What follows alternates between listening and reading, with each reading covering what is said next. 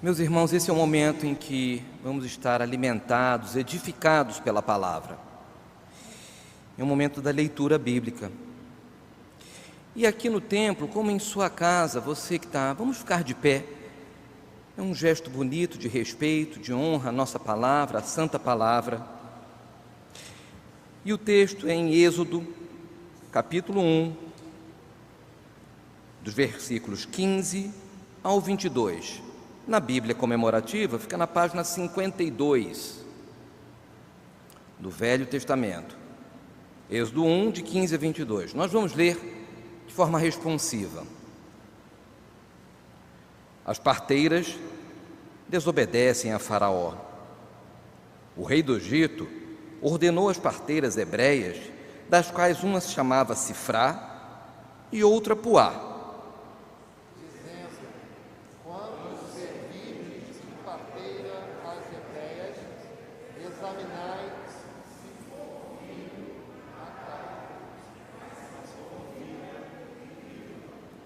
As parteiras, porém, temeram a Deus e não fizeram como lhes ordenara o rei do Egito.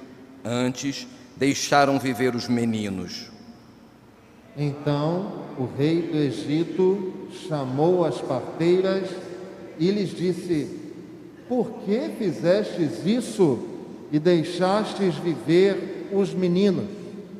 Responderam as parteiras a Faraó: é que as mulheres hebreias não são como as egípcias, são vigorosas, e antes que lhes chegue a parteira, já deram à luz aos seus filhos. E Deus fez bem às parteiras, e o povo aumentou e se tornou muito forte. E porque as parteiras temeram a Deus, Ele lhes constituiu família. Vamos ler todos juntos.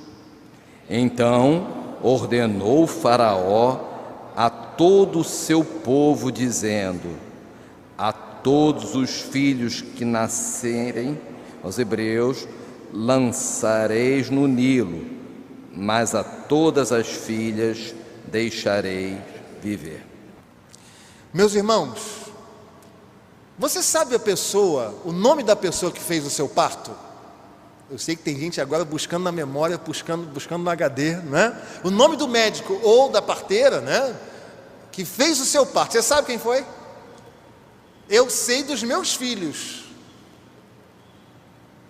A Manu foi alvo da graça de Deus na instrumentalidade da obstetra que foi minha ovelha, a doutora Andréia. Foi um momento abençoador. A minha ovelha falou assim: pastor, eu quero ser instrumento de Deus para trazer ao Senhor o maior presente dessa vida. E de fato foi um momento muito especial. Ela me chamou na hora de tirar o bebê, a bebê, no caso da Manu, de dentro da Luana. Ela falou assim: meu pastor, a sua filha está chegando. Se eu continuar falando disso, eu choro.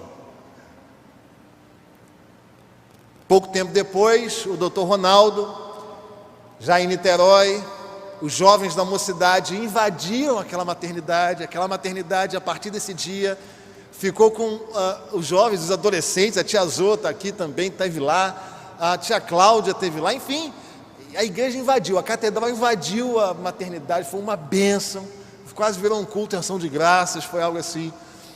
Mas a pergunta que fica é se você sabe o nome do médico que foi usado por Deus para trazer você ao mundo. Você sabe?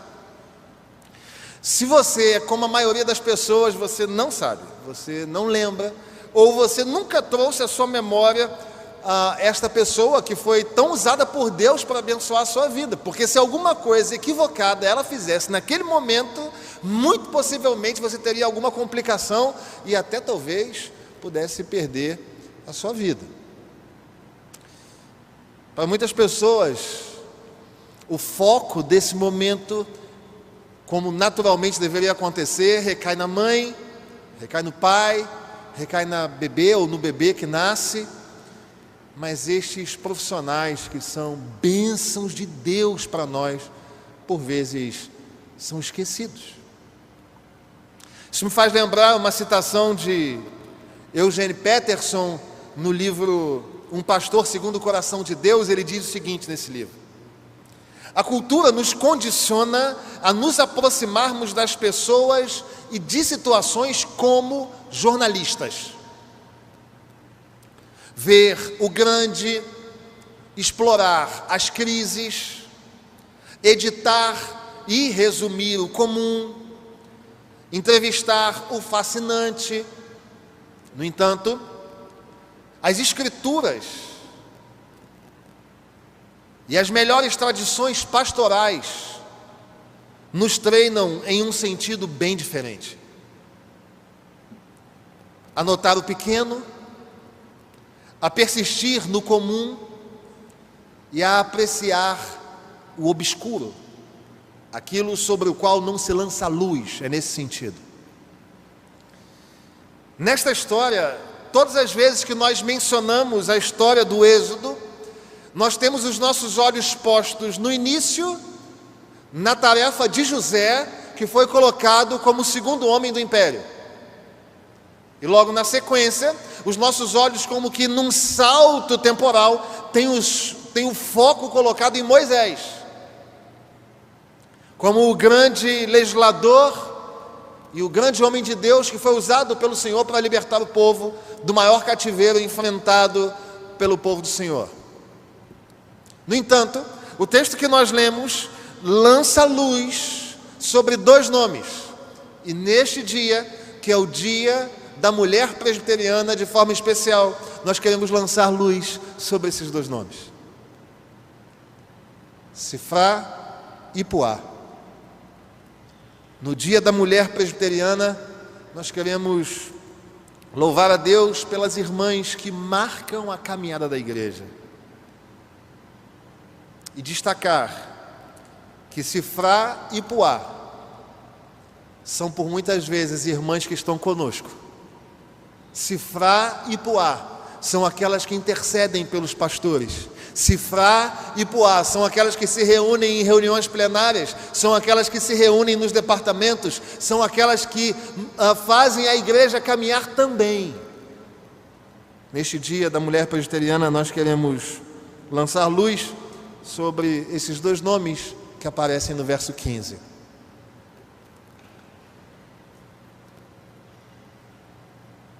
O povo de Deus havia se fortalecido, tinha crescido, e um faraó assume o poder do povo no Egito. E ele começa a perceber então que o povo de Deus começa a crescer muito, ele se incomoda com isto. Este foi o assunto mencionado na semana passada. Você que não esteve conosco, acesse ao canal do YouTube, a pregação está lá. E aí então esse faraó já não tem mais memória daquilo que foi José, do quanto ele foi relevante.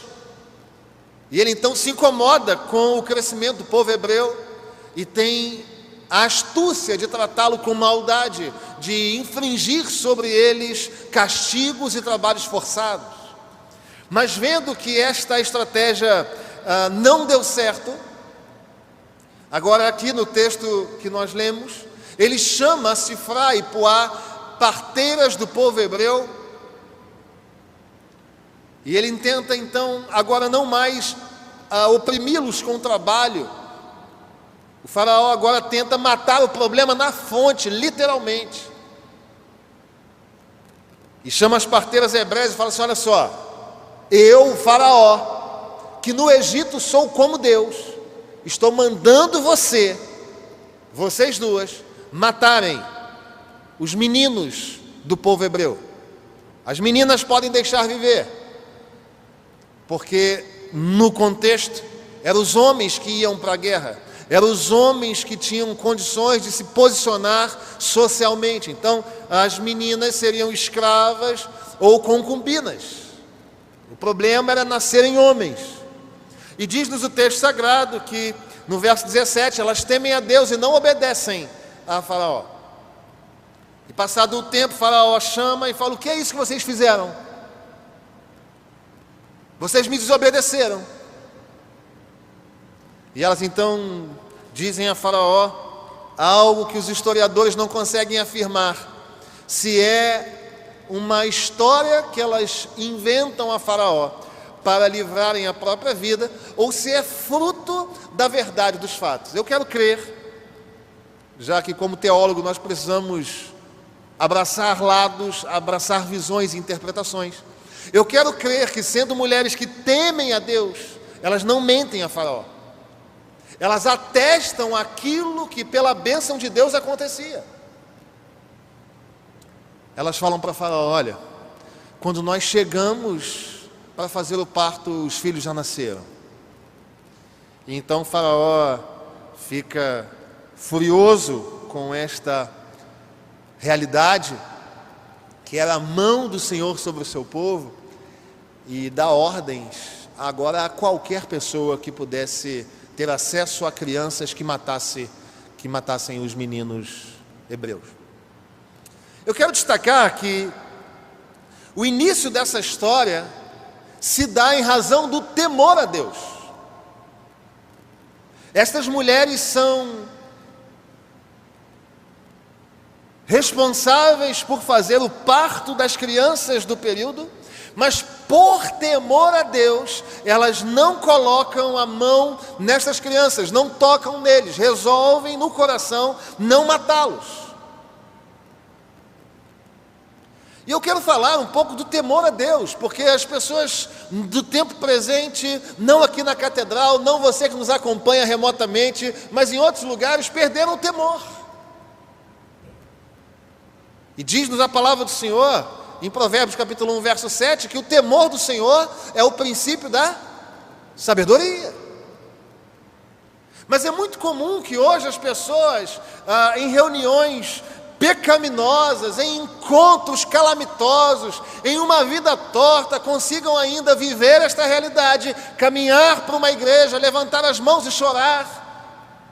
Conseguem orar vivendo em pecado, sem se arrepender e sem clamar por perdão, antes pedindo a Deus que as abençoe, como se o Senhor fizesse conluio com a maldade e com o pecado.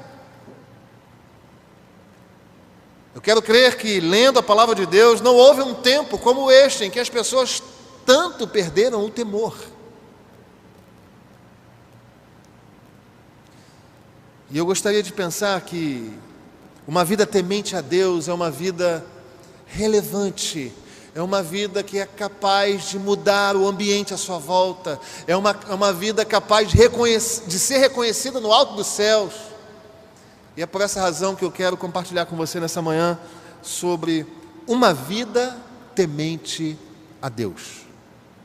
Você que gosta de anotar os temas do sermão, anote. Uma vida temente a Deus. Nós vamos olhar para o texto de Êxodo capítulo 1 e vamos aprender a respeito do que acontece ou o que gera uma vida temente a Deus. Em primeiro lugar, uma vida temente a Deus atende à vontade de Deus e não à imposição do mundo. Uma vida temente a Deus, em primeiro lugar, atende à vontade de Deus e não à imposição do mundo.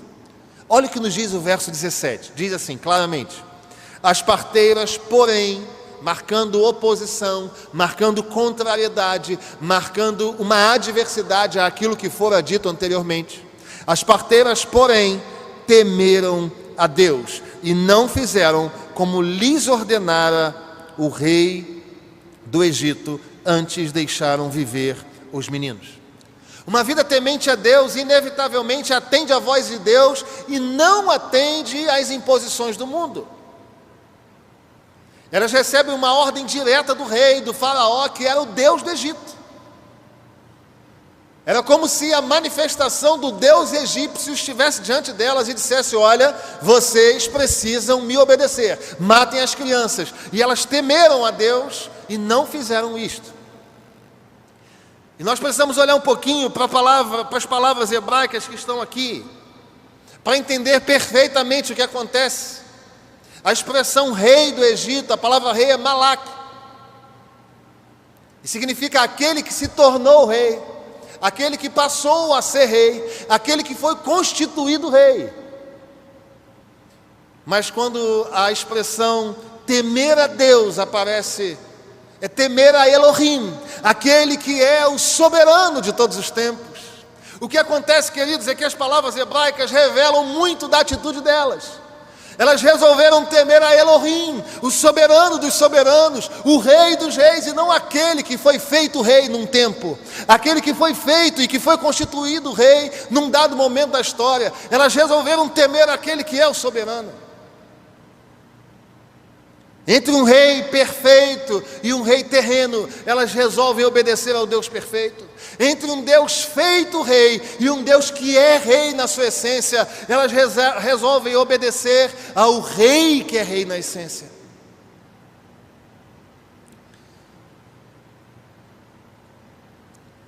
Irmãos, é impossível conciliar temor de Deus e apego ao mundo. São inversamente proporcionais. Quanto mais apego a Deus, menos apego ao mundo. Quanto mais apego às propostas do Senhor, menos apego às propostas do mundo, queridos. E quantas são as situações que você e eu recebemos propostas claramente dos faraós desse mundo? Quantas são as nossas vivências e experiências com as quais nós temos contato e as quais nós enfrentamos no dia a dia, em que são apresentadas para nós propostas as mais diversas, que não estão em consonância com a palavra de Deus? Quantas são as situações? No entanto, como seu pastor, em nome de Jesus, eu quero estimular o seu coração, emular a sua vida a temer a Deus. Porque temer a Deus é a forma que nós temos de viver, agradando a Deus e vivendo de forma saudável. No entanto, para temermos a Deus, nós precisamos ser humildes. Nós precisamos refrear aquela intenção que temos de dizer para Deus: Deus, pode ficar tranquilo, essa parte da minha vida eu cuido. Nós precisamos dizer para Deus, ter a capacidade humilde de dizer: Senhor, nós não damos conta. Por isso eu temo ao Senhor e obedeço ao que o Senhor quer. É interessante como nós, por muitas vezes, nos arvoramos em dizer: Senhor, o que eu quero do Senhor nesse momento é, quando na verdade nós deveríamos dizer: Senhor, o que o Senhor quer de mim nesse momento? O Senhor quer que eu diga sim, ou o Senhor quer que eu diga não? E existem pessoas que dizem: não, pastor, não é assim não. O meu coração já resolveu, a resposta é não, e você não perguntou a Deus o que Ele quer. Quando você obedece a si, você está sim abraçando uma proposta desse mundo para você, que é: seja feliz, faça o que você achar melhor, resolva a sua vida. Ou como os coaches gostam de dizer, nenhum problema com os coaches, o sucesso está nas suas mãos. Quando na verdade nós precisamos ter a humildade de dizer: não, eu temo ao Senhor e quero receber do Senhor a orientação para a minha vida. Assim como o profeta Isaías disse no capítulo 31, quando nós não ouvirmos, quando nós não soubermos o caminho, nós ouviremos uma voz atrás de nós dizendo: este é o caminho, andai por ele. Nós precisamos, para temer a Deus e obedecer às suas orientações, nós precisamos de humildade, mas nós também precisamos de renúncia. Pouco tem se falado em renúncia, irmãos, nos nossos dias. Mas ninguém tem dito a você e a mim, ninguém nos enganou dizendo que o cristianismo é uma vida fácil, é um toboágua em Orlando, Flórida. Não, a caminhada cristã é um tempo de renúncia sim, em que nós dizemos não àquilo que o nosso coração quer, nós dizemos não àquilo que a nossa mente elabora como escape, como saída, e dizemos sim àquilo que aparentemente não tem lógica, mas é aquilo que agrada a Deus.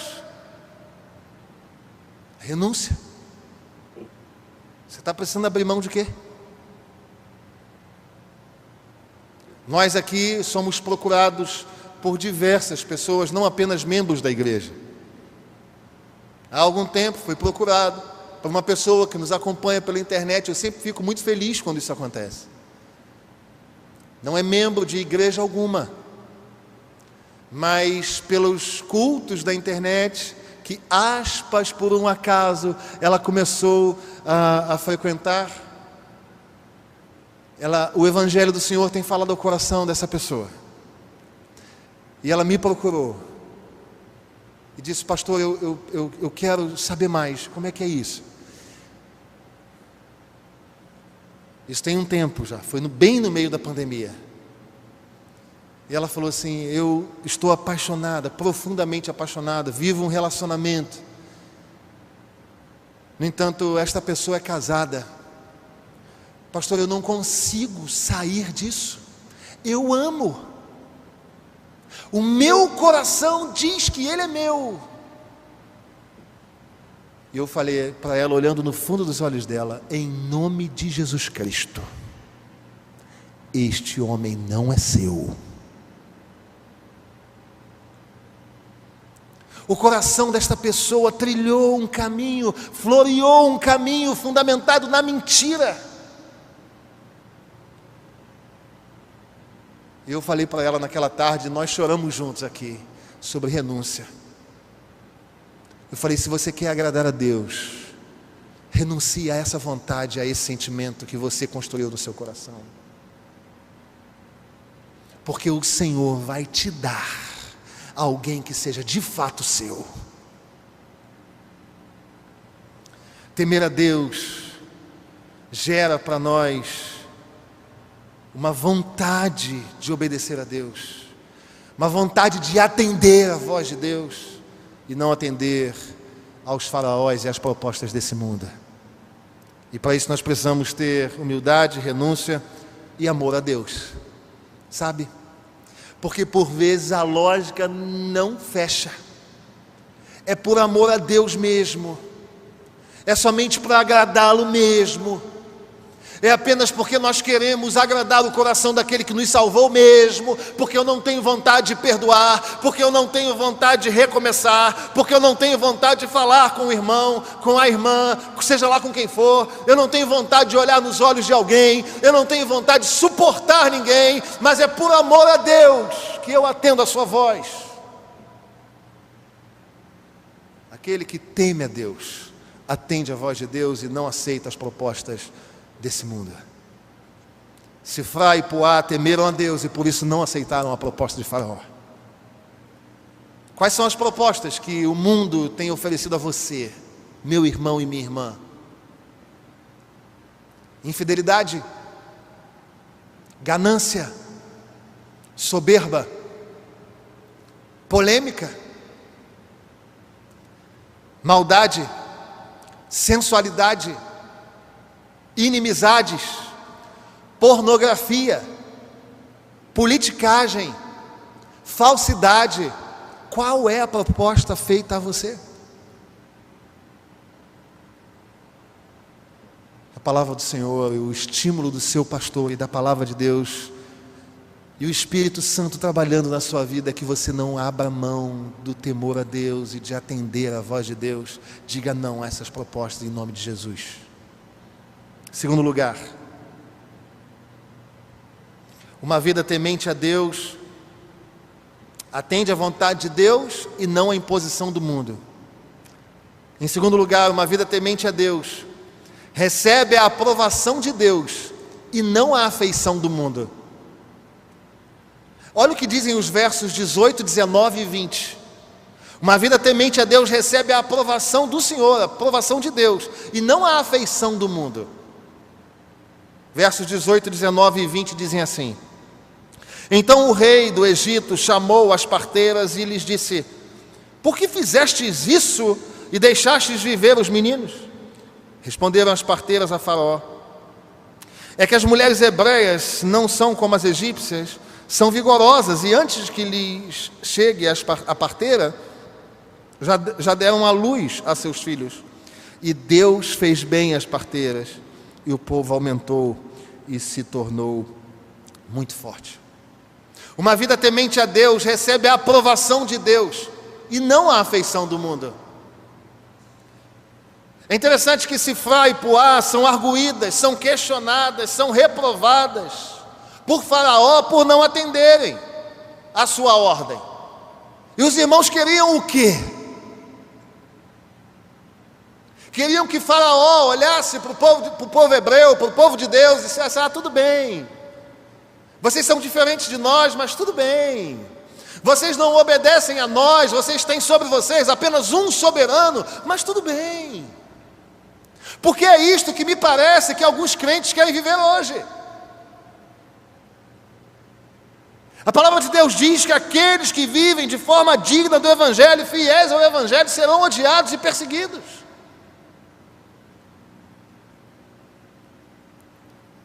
Elas são reprovadas por Faraó, pelo rei da época. No entanto, elas recebem a aprovação do soberano, do Elohim. Não é lindo isso, irmão?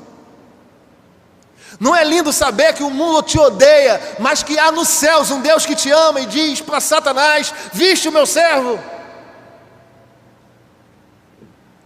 Esse é o reconhecimento de que precisamos, queridos.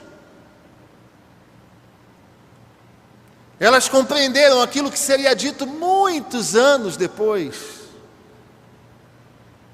nas palavras do apóstolo Pedro, em Atos capítulo 5, importa obedecer a Deus e não aos homens. Elas entenderam aquilo que seria dito muito tempo depois na boca de Tiago, capítulo 4. Infiéis, não sabeis que a amizade do mundo é inimizade com Deus? É inconciliável, amados. O próprio Cristo disse que nós somos bem-aventurados quando nos injuriarem e mentirem, e dizendo, nos injuriarem e nos perseguirem e mentindo, disserem todo mal contra nós. Somos bem-aventurados. Aqueles que temem a Deus recebem a aprovação do Senhor, e não a afeição do mundo, esqueça isso.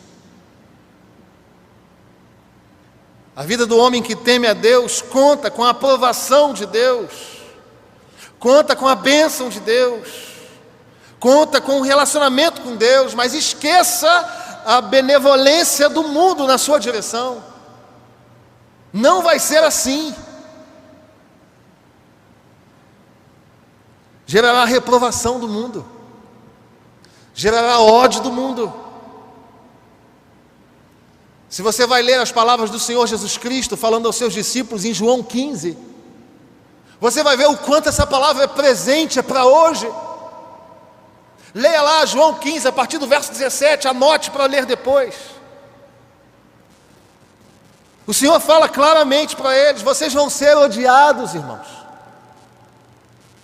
E lendo esse texto e meditando sobre essa palavra, eu falei: Senhor, tem misericórdia da tua igreja, porque nós por muitas vezes queremos a aprovação de pessoas que para nós não são importantes.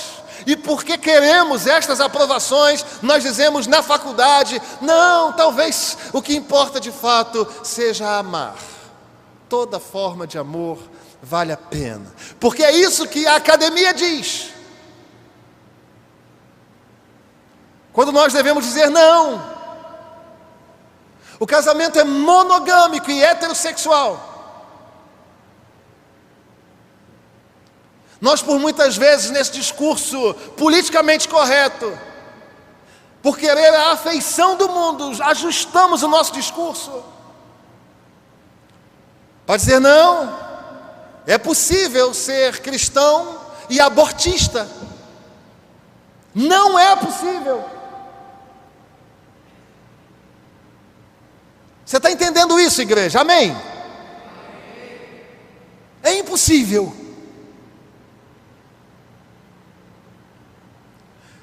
Você não precisa contar com a afeição do mundo, porque eles vão odiar você. E o Senhor Jesus Cristo disse para nós assim, João capítulo 15: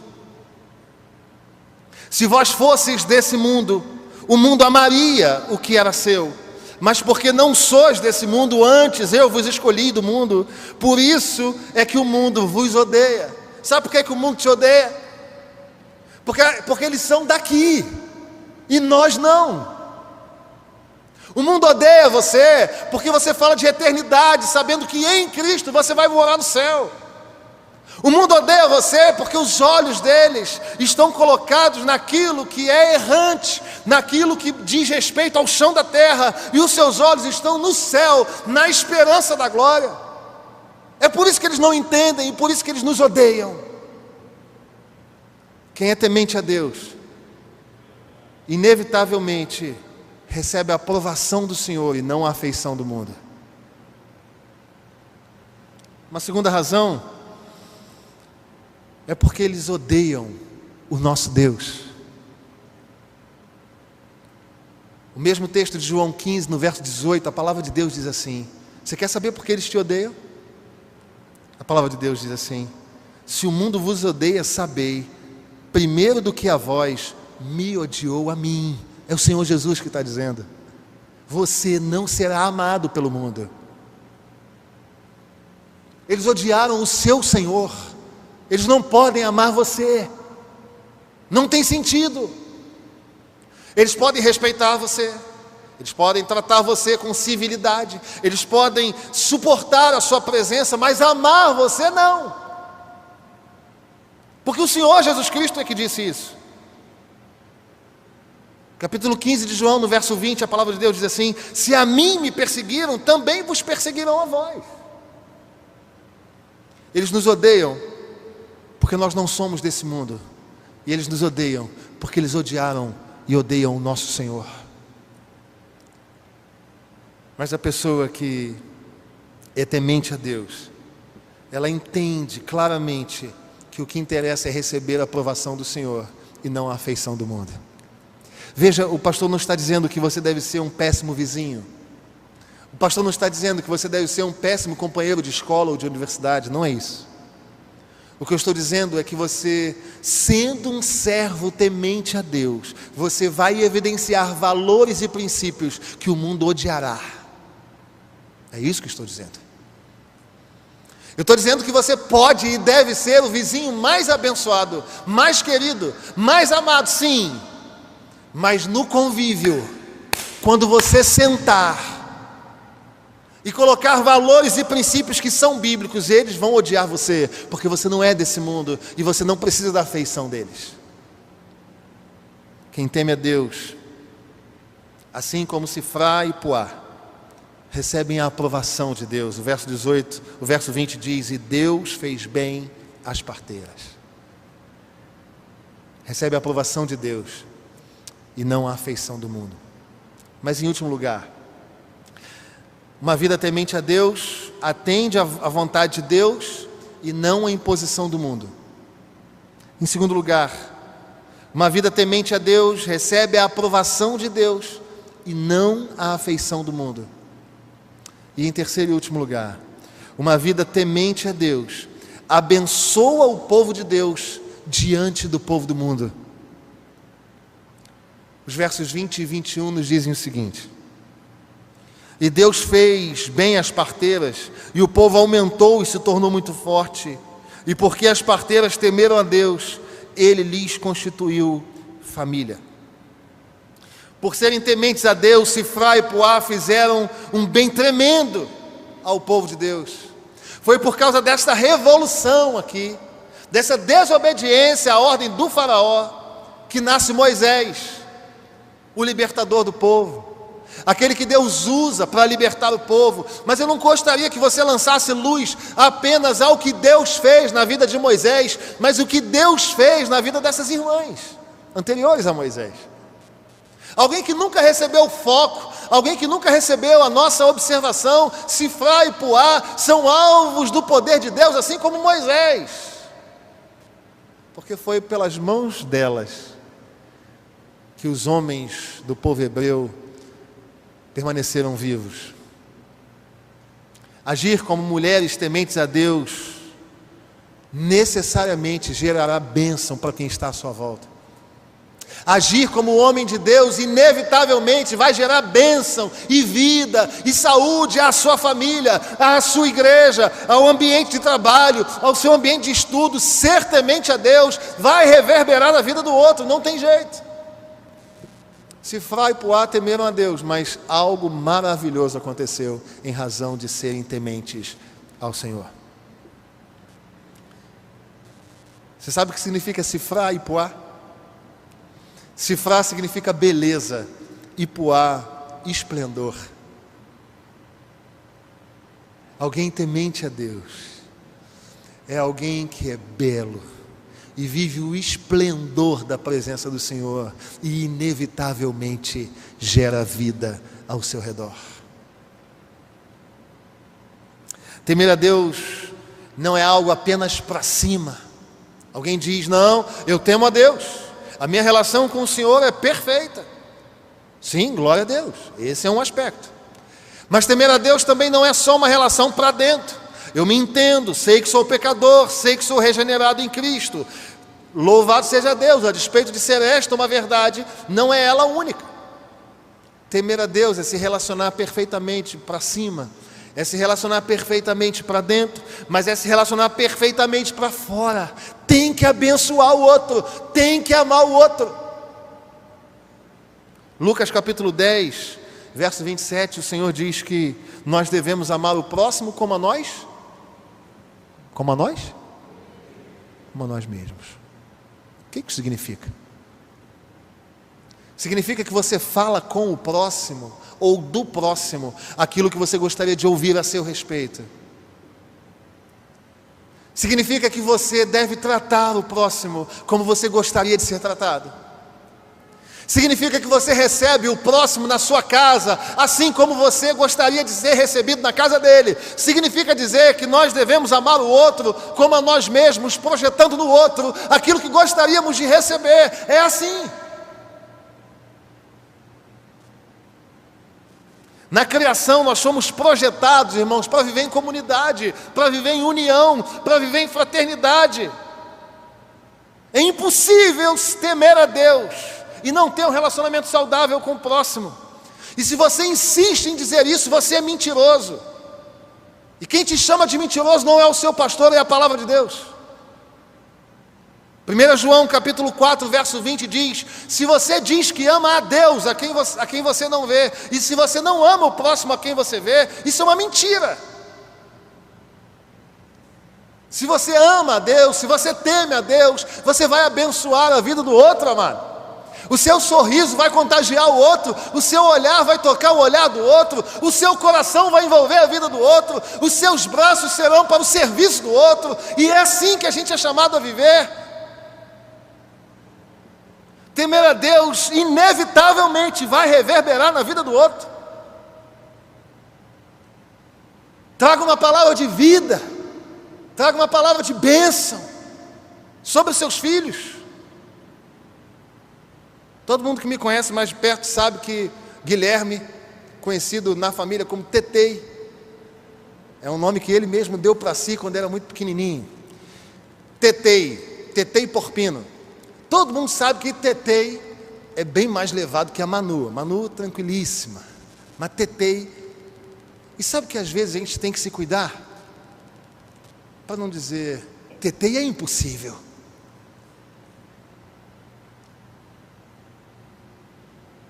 Tetei não é impossível, não. Tetei é uma bênção na minha vida. A Antônia é bênção. Rafael é bênção. Bela, Mila, Otto, bênçãos. E aí você vai botando o nome dos seus filhos aí, bênção. Nós precisamos declarar palavras de vida dentro do nosso lar. Porque quem é de Deus, quem teme a Deus, onde chega, onde toca, muda o ambiente. O ambiente está tenso até você chegar, porque quando você chega, a presença do Senhor chega contigo. Aquele que teme a Deus chega ao contexto, e a palavra é de vida, a palavra é de vitória, o clima fica leve, já se vê um sorriso, já se ouve uma palavra de bênção, já se ouve uma palavra de encorajamento, porque aquele que teme a Deus vai viver para Deus, para si e para o outro. É assim. É com muita tristeza que nós vemos cristãos nominais. E não sou eu que digo isso, o IBGE já disse isso. Houve um tempo que havia católicos não praticantes. Mas pasme, caia para trás agora. Nas últimas pesquisas do IBGE já aparece lá evangélicos não praticantes. Me valendo dos bons conceitos linguísticos, isso é uma incoerência em seus termos. É impossível ser um cristão e não ser praticante. É impossível. É impossível ser cristão e não abençoar a vida do outro. É impossível ser cristão e não reverberar Deus na vida do outro. É impossível. ainda que o seu contexto seja adverso, ainda que as pessoas à sua volta não sejam bondosas e benevolentes, o desafio para nós é que nós sejamos essas pessoas. Eu gostaria de perguntar mais uma vez: quem foi aquele que fez o seu parto? Lembra? Não lembra, né? Quero crer que uma boa parte nem tinha pensado nisso. Talvez você pense: pastor, de fato, eu não lembro, não sei, porque eram coadjuvantes.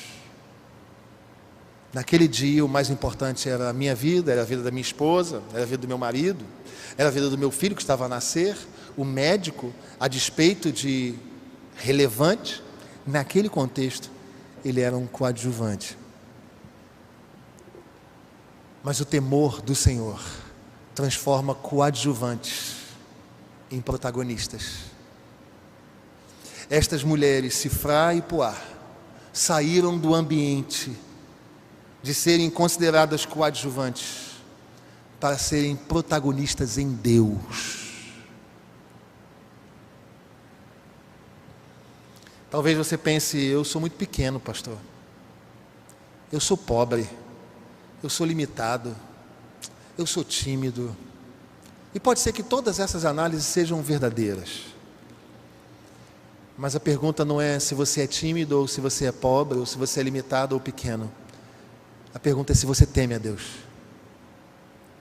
Porque se você teme a Deus, você vai atender a voz de Deus. Se você teme a Deus, você vai precisar apenas da aprovação dEle. E se você teme a Deus, inevitavelmente as pessoas à sua volta, a despeito das suas próprias condições, serão abençoadas, serão amadas, serão cuidadas. A nossa oração é que Deus me faça, e que Deus te faça, pessoas tementes a Deus, que atendem a sua voz, que desejam a aprovação apenas dEle, e que abençoa e ama aquele que está à nossa volta. Sê tu uma bênção. Que Deus nos abençoe. Amém.